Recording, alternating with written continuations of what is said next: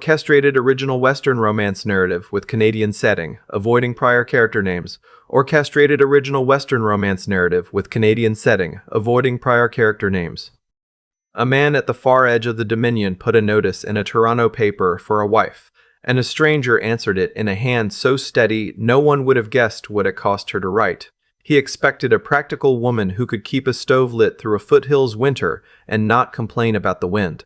What climbed down off the freight wagon at Wishbone Coulee that April was a young woman with a dead man's secret sewn into the lining of her traveling case, a half-grown sister she had told no one she was bringing, and a line of riders already closing the distance behind her. Her papers, said Cora Hale. That was the first lie, and not the last, she would tell, before the Chinook came down warm off the mountains and changed everything. Silas Calder had not wanted to write the notice at all. It had been his brother's idea, and most of his brother's ideas arrived loud and uninvited, the way Asa himself moved through the world. The Calder place sat 11 miles up the Oldman from Fort Macleod, against the long grassy folds of the Porcupine Hills, and in the 4 years the two of them had run cattle and broke horses there. They had spoken to perhaps a dozen women, most of them across a counter. Silas was 34 and carried himself like a man twice fenced in. The lower half of his left hand was a ruin of old scar, where a green colt had dragged him through a wire fence at 20, and he had a way of keeping that hand turned in toward his body, out of sight, that he was not even aware of anymore. He was not a man who expected to be looked at kindly, so he had learned to not much want it. Asa was 28, and had been born grinning. He was the one who handled the buyers and the bankers in the talk. And it was Asa who one supper in February had set down his fork and said the place was rotting from the inside for want of a woman's voice in it, and that he, for one, intended to do something about that before they both turned into a pair of stove-dried old bachelors muttering at the dogs. He'd written to the Dominion Matrimonial Bureau in Toronto to a Mrs. Quill on Silas's behalf, because Silas would no more advertise for a wife than walk into Macleod naked. Silas had let him, mostly to end the conversation. So when the answer came, in that careful upright hand, Silas read it twice by lamplight and felt something he had not felt in a long while, which was curiosity. The woman wrote plainly. She did not flatter him or herself. She said she could cook and keep accounts, and was not afraid of hard country, that she had buried both her parents and had no people to speak of, and that she would come if he would have her, and that she asked only to be dealt with honestly. Silas thought a person who asked to be dealt with honestly had usually been dealt with otherwise. He wrote back that she should come. He did not know about the sister until the wagon stopped. The freighter who hauled her up from the fort was a Métis man named Baptiste who ran goods and the occasional passenger out to the ranches, and he reined his oxen in the muddy track in front of the Calder gate, with the look of a man who had decided something was none of his business and meant to keep it that way. Cora climbed down stiff and gray-faced from 3 days of jolting, in a traveling dress the color of dead grass, and she turned back to the wagon bed and held up her arms, and a girl came down into them. The girl could not have been more than 14. She was thin as a fence rail, and she kept her face hidden in Cora's shoulder, and she had the same dark hair and the same wide-set, frightened eyes, and Silas understood without being told that this was no servant and no chance companion. "You said nothing about a child," he said. It came out harder than he meant it. "No," Cora agreed. "I didn't. Her name is Lottie. She's my sister, and she eats little, and she'll be no trouble to you. If you mean to send us back, I'll understand it, but you'll have to do it to my face and not behind a letter." She stood very straight, with one hand on the girl's shoulder, and she met his eyes the way few people did, scar hand and all. "I had to bring her. There was no one I could leave her with that I'd trust to keep her alive." It was a strange thing to say, keep her alive, about a girl in a country at peace. Silas turned it over. Behind him, Asa had come out onto the porch wiping his hands on a rag, and the widow Della Renfrew, who ran the stopping house down at the coulee and had ridden up that morning under the pretext of selling them eggs, but truly out of curiosity, stood in the yard with her arms folded and her sharp eyes missing nothing. "There's room," Silas said at last. "Come in out of the wind." The truth came out 3 nights later, after the worst of it had had time to settle in the house like wood smoke. By then Silas knew several things about the woman who called herself Cora Hale.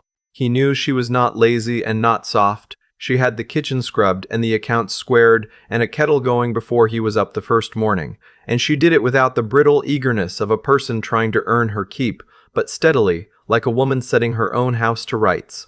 He knew Lottie flinched at raised voices and slept with the lamp burning and would not let a door be shut on her. He knew that when Asa, meaning only kindness, came up behind the girl quietly at the wash basin, she dropped the pan and stood shaking against the wall until Cora reached her, and that Cora's face, in the second before she schooled it, had been pure murder. He knew that twice now, Cora had stood at the window after dark, with her hand resting on the stock of the old shotgun he kept by the door, looking down the black throat of the valley, as though she expected the night to give something up. So on the third night, when the girl was asleep and Issa had ridden down to help Della Renfrew with a foundered horse, Silas set a second cup of coffee across the table from his own and said, "Sit down, Miss Hale, and tell me what's chasing you. A woman doesn't carry a child to the end of the country and sleep with one eye on the trail for the pleasure of it. I'd sooner know what I've let onto my place than find out the hard way." She sat. She wrapped both hands around the cup and did not drink. When she spoke, the careful, upright voice from the letters cracked down the middle, and what came out underneath was younger and far more tired. "My name isn't Hale," she said. "It's Easton, Cora Easton. My father was Walter Easton. He was a land surveyor and a lawyer of sorts, in Montreal, and a more honest man than the work he did deserved." She looked at the scarred table, as if she could see clear back across the whole country to that other house. "There's a man named Cyrus Mordaunt. You won't have heard of him out here, but east of the lakes there are men who go pale at the name. He buys land, crown grants, railway scrip, soldiers' claims, half of it forged and the rest stolen from people, too poor or too far away to fight him. My father did the surveys and the papers for him for 2 years before he understood what he was a part of. And when he understood, he didn't run, which is the part I can't forgive him and love him both for. He kept records. Every fraud, every forged patent, every official Mordaunt had bought, magistrates, a land commissioner named Frayne, 2 members of the legislature.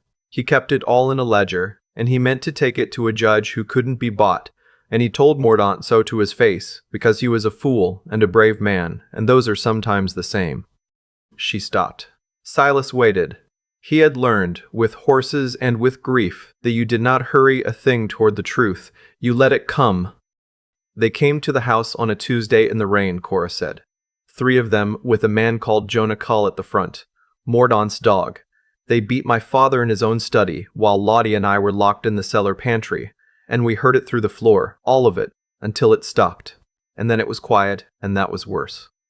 Her hands had gone white around the cup. Cull took the house apart looking for the ledger. He never found it because my father, before he opened the door to them, had given it to me through the pantry grate and told me to run. So I had it the whole time, in the dark, listening to them kill him for it. The fire popped. Out in the corral, a horse stamped and was still. "We climbed out the coal chute before dawn, and we kept moving," she said. "I sold my mother's rings. I cut my hair, and Lottie's both. I knew Mordaunt would set men on the railways and the steamships and every road east, so I did the one thing a woman fleeing a powerful man isn't supposed to be able to do. I disappeared into the one place he'd never think to look for a Montreal surveyor's daughter. I answered a marriage notice to a horse rancher at the bottom of the Porcupine Hills, under a name that wasn't mine, and I came as far west as the line and the wagons would carry me." She finally looked up at him. "I didn't lie to you about being able to cook, or keep your books, or about not being afraid of hard work. I only lied about the one thing that would have stopped you having me. And I'm sorry for it, but I'd do it again, because there was nowhere else on God's earth I could put my sister down and let her sleep." Silas Calder sat a long time with that. He thought of his quiet, narrow life, and the ledger she said was sewn into the lining of her case not 10 feet from him, and the kind of man who would beat another to death over a book and send his dog across a continent after 2 frightened women. "That ledger," he said. "Is it still worth killing for, now your father's dead?" "More," she said. "Because as long as it exists, Mordaunt's whole house can come down. Every man he's bought, every claim he's stolen. He won't rest while it's loose in the world. And he'll burn the country it's hiding in if that's what it takes to be sure it's ash." Silas stood. He took the shotgun down from beside the door, broke it, checked the loads, and set it back. It was as much of an answer as he had in him, But Cora Easton, who had spent her whole flight reading men for what they would and wouldn't do, understood it perfectly. "No one beats a man to death on my mountain and rides off to do it again," he said. "You and the girl are staying. We'll deal with the rest of it when it comes." What followed was the strangest spring of his life, and, though he would not have said so then, the best. The threat sat over the Oldman Valley like the long flat cloud that comes ahead of weather, but underneath it, a different thing was growing. Silas was not a man who knew how to court a woman, so he did the only thing he did know, which was work, and let the work be the language. He taught Cora to shoot, not the dainty parlor way, but properly, until she could put 6 shots into a fence post at 30 yards and reload the old Winchester without looking at her hands. There was nothing soft in the lessons, only the click of the lever and the smell of powder on the cold morning air. But something passed between them across the sights of that rifle that neither named.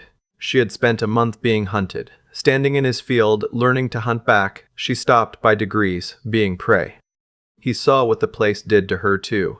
The first week she had moved through the house braced, the way Lottie did, as if it might turn on her. By the third she had taken to standing on the porch in the evenings with her face tipped up to the mountains, and he understood she was learning the thing the country teaches everyone eventually, which is that here you are very small, and the land does not care about you, and that this, strangely, is a mercy.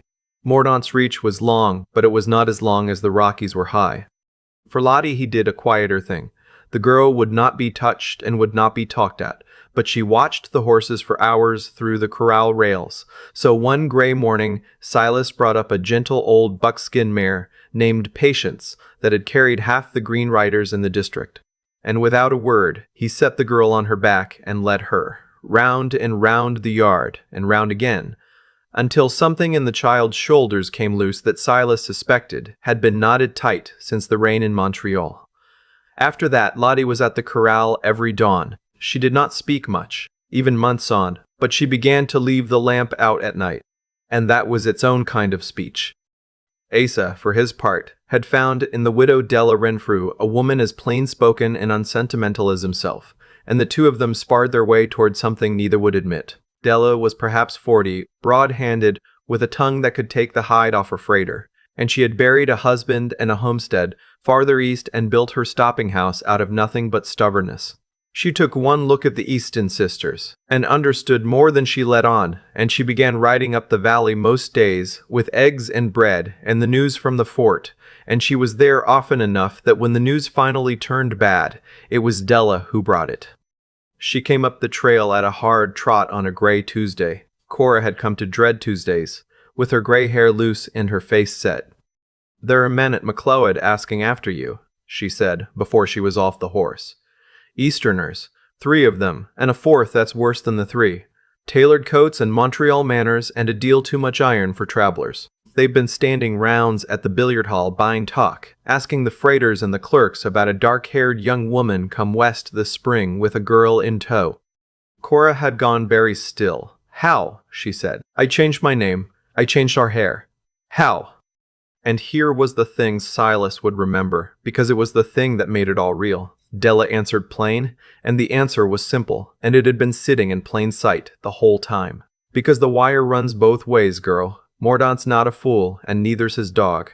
They put your description on the telegraph, months back, to every operator on the line with money behind it. And there's a clerk at the MacLeod telegraph office, name of Pettibone, who'd sell his own mother for the price of a bottle. A young woman and a child, asking the road to the Calder place. That's a thing worth a few dollars to a man like Pettibone, and he wired it east the same day you came through." She looked at Cora steadily. "You didn't make a mistake. You did everything right, but you can't outrun a wire, and you can't help that there's always a Pettibone." It landed on Cora like a blow, because it meant there had never been anywhere far enough. But it also, Silas saw, settled something in her, the way knowing the worst always does. She stopped looking over her shoulder at a ghost and started looking down the valley at a man with a name. "How long?" Silas asked. "They bought a map of the back trails off a drunk packer last night," Della said.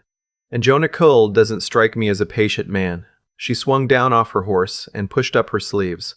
"Which is why I came up to help you load shells instead of staying home to fret. They'll come tonight, if they come at all." Men like that don't like to ride the foothills after the moon's down, but they'll do it because the boss back east wants it done, and they're more afraid of him than of the dark. They came 2 hours after midnight, the way such men do, under a low river fog that had crept up the bottoms and swallowed the moon. The Calder house was log and stone and meant to keep out cold and grizzly both, which made it that night very nearly a fort. Silas set them the way a man sets a trap. He put Lottie in the root cellar under the floor with a lamp and the buckskin mare's halter to hold for comfort, and he barred it. Cora had refused, flatly, to go down with her. "I have spent enough of my life hiding under floors while men I love bleed above me," she said. And Silas had looked at her and decided he was not the man to argue it, so he put her at the front window with the Winchester, where she shot best. Della took the back door with a coach gun across her knees and the air of a woman who had been waiting years for an excuse. Asa went up into the loft, where the little gable window gave a clean view of the whole yard.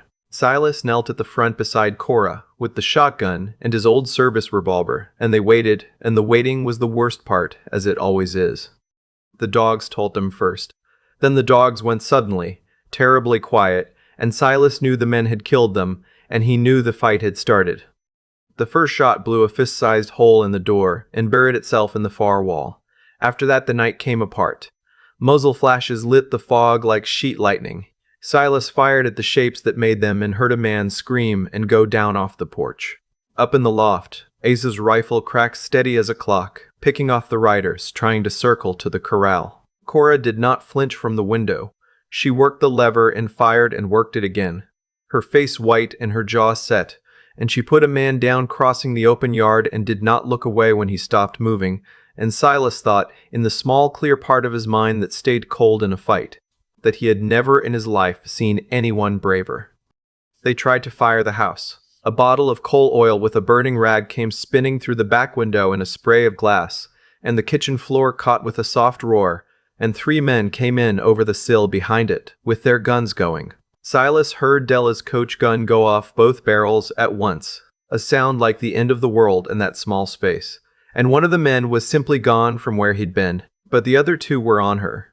And the eldest Calder turned from his own window and crossed the burning kitchen and took the nearest man around the waist and drove him bodily back out through the broken sash into the dark, and they fell together onto the porch boards.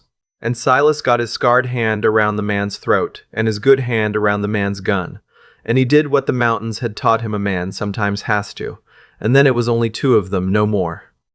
When he came back through the smoke, the last man inside had Della by the hair and a knife at her throat, and was backing toward the door, using her as a shield, grinning, and there was no clean shot. And then there was a flat, hard report from low down by the floor, and the man's knee folded the wrong way, and he dropped Della and the knife both.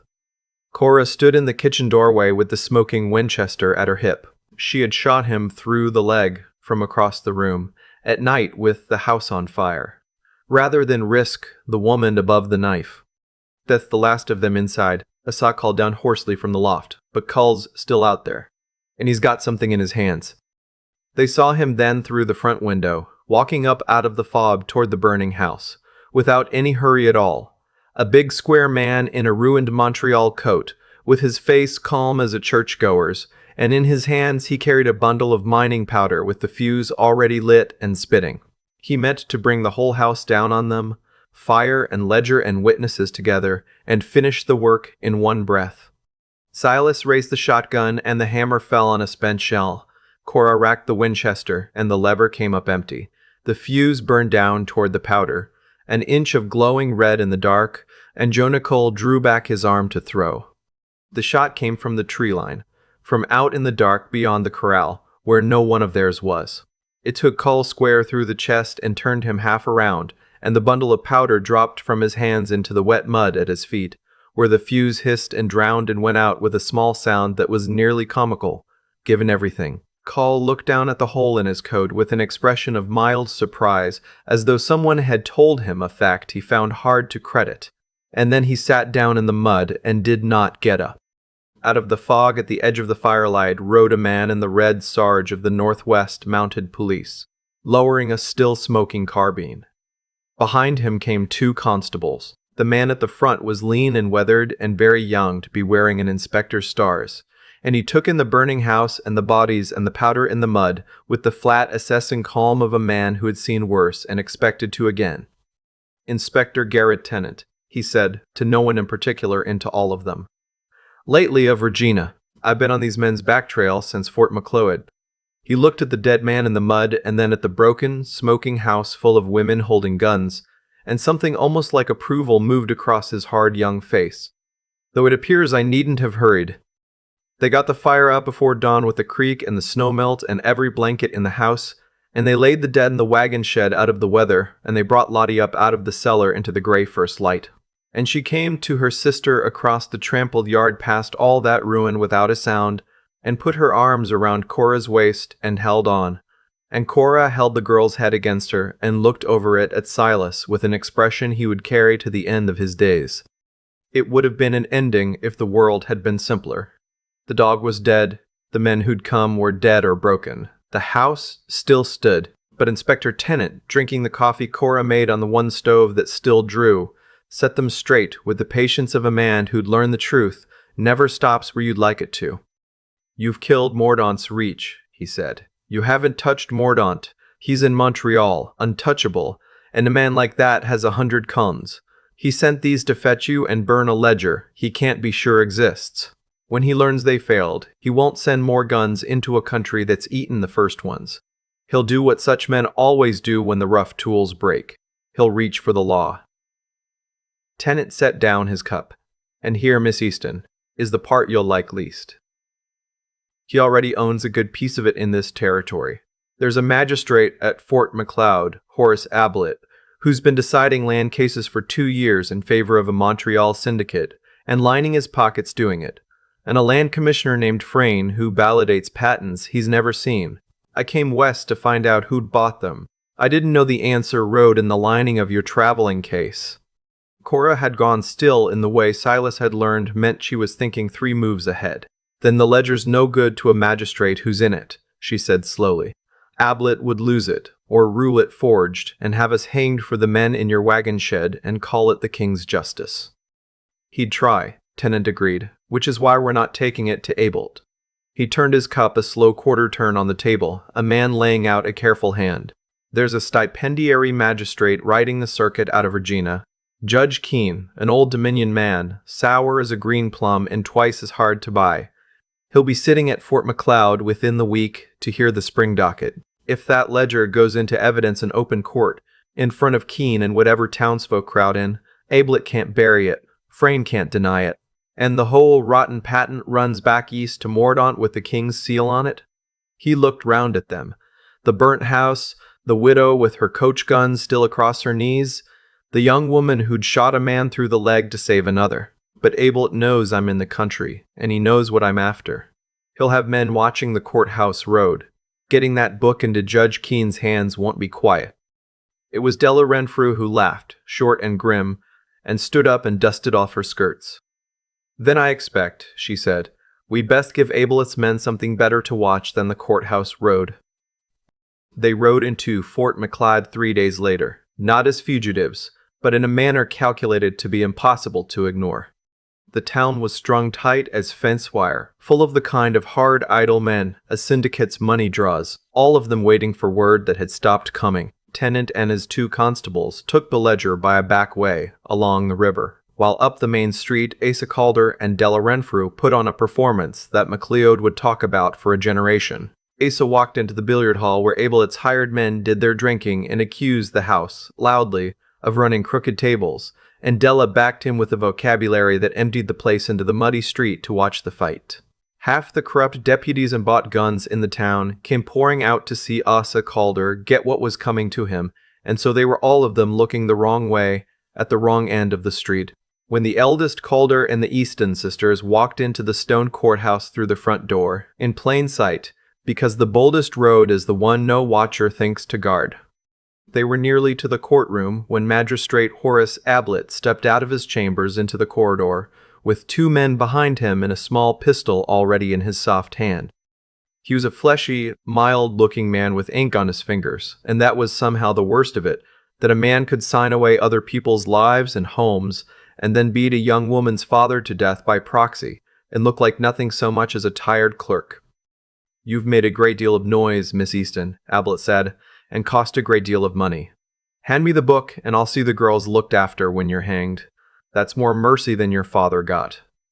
He held out his soft hand. "It's the only offer on this side of the grave." Cora looked at the hand. Then she did the thing Silas had seen coming, a half-second before anyone else, because he had spent 3 months learning to read her. She did not give Ablett the ledger.